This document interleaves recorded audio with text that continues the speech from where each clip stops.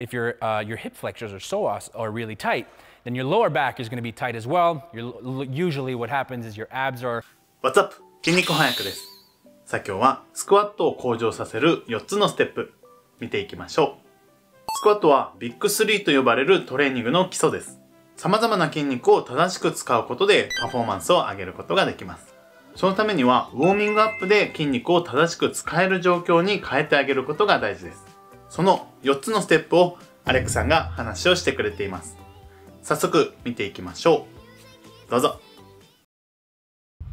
If you want to have a good workout, a good training session in the gym, it's also really important to assess your warm-up and make sure that you look at it from an intelligent perspective and approach your warm-up as you would approach your training with as much intent.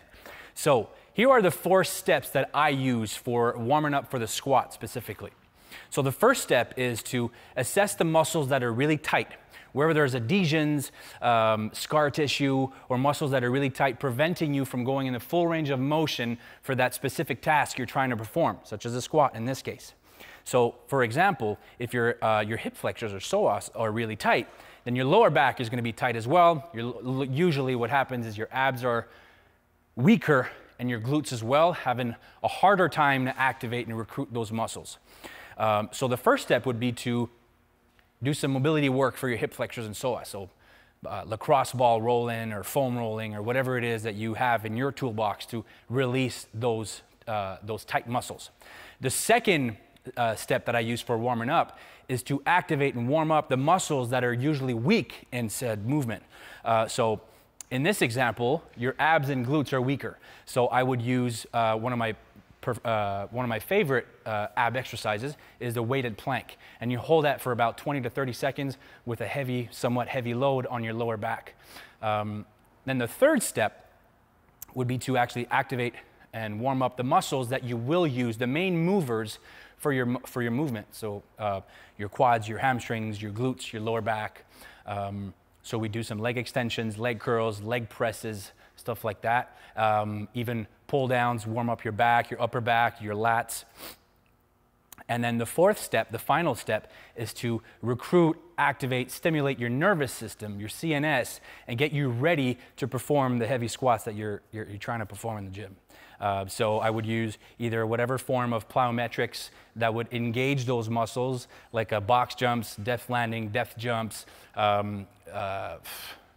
fast and powerful speed kettlebell swings with a band around the waist, for example. So those are my 4 steps for warming up for the squat.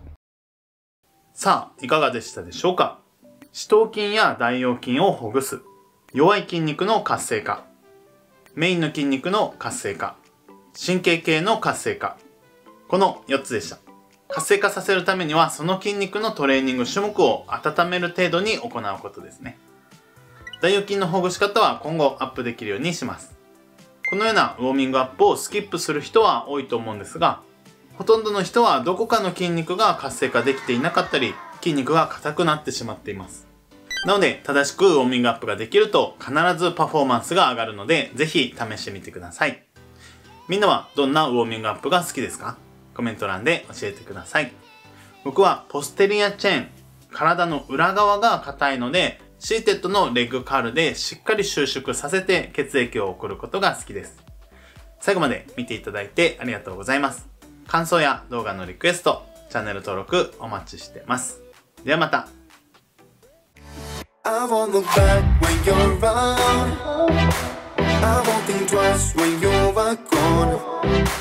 Don't hesitate to call me back. 'Cause I won't